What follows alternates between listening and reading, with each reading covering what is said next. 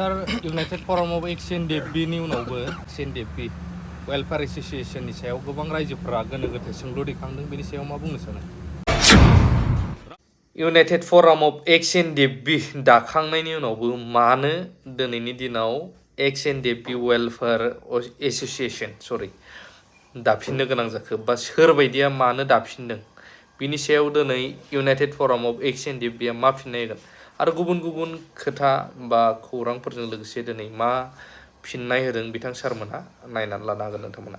फैसाखौ BTR agreement मथे हरनाय जाबाय होननानै बे सरसा सोलिदों। बे बिथिङाव नोंथांमोननि माबाफोर बुंनांगौ दं नामा?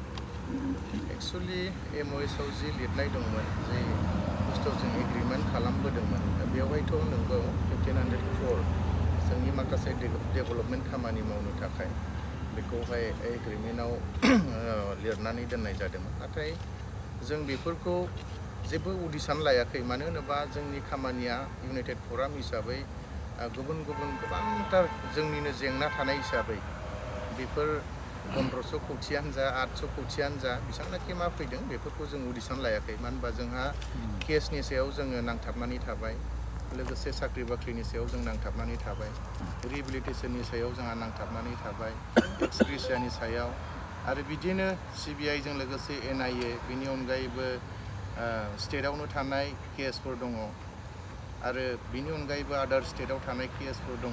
बेफोरखौ रायलायैनो सावरायलायैनो फ्राय जों माने बे मा फैदों मा फैयाखै बेनि सायाव जों जेबोबो मिन्थिया।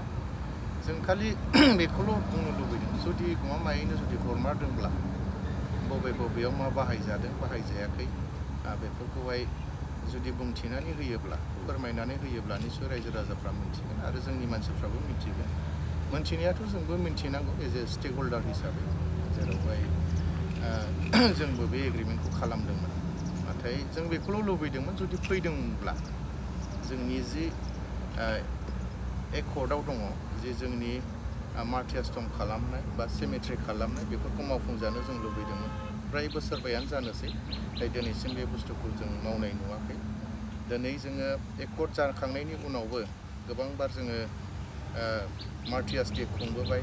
नाथाय बबावबा थांनानै जोङो माब्लाबा सोरनिबा जायगाफ्राव थांनानै, बबेबा फिल्डफ्राव थांनानै हाखु दाखु मोनसे दंफांजों बानायनानै बा नोङो जिजों बानायनानैसो जोङो दिनै मार्टियार्स खालामब्रबनानै खुंनो गोनां जायो। बे जोंनि थाखाय जोबोद दुखुनांथाव आरो लाजिथावबो, जेराव जोंहा मोनसे गभर्नमेन्ट दंखायो आरो बे गभर्नमेन्टखौ दिनै गासैबो सिगनेटरिफ्रानो सालायनाय बा एग्रिमेन्ट खालामग्राफ्रानो सालायनाय।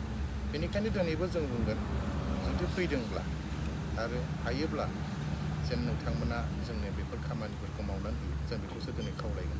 बाखि मा खालामदों खालामाखै आरो बेखौ जों नटिस लाबायबो थानाय नङा आरो दिनै। मानो होनबा जोंनि खामानि मावनांगौआ गोबां गुबुन। सार इउनाइटेड फराम अफ एक्स-एन-डि-एफ-बिनि उनावबो मोनसे गुबुन एक्स-एन-डि-एफ-बि वेलफेयार एस'सिएशननि सायाव गोबां रायजोफोरा गोनो गोथो सोंलु दैखांदों। बेनि सायाव मा बुंनो सानो?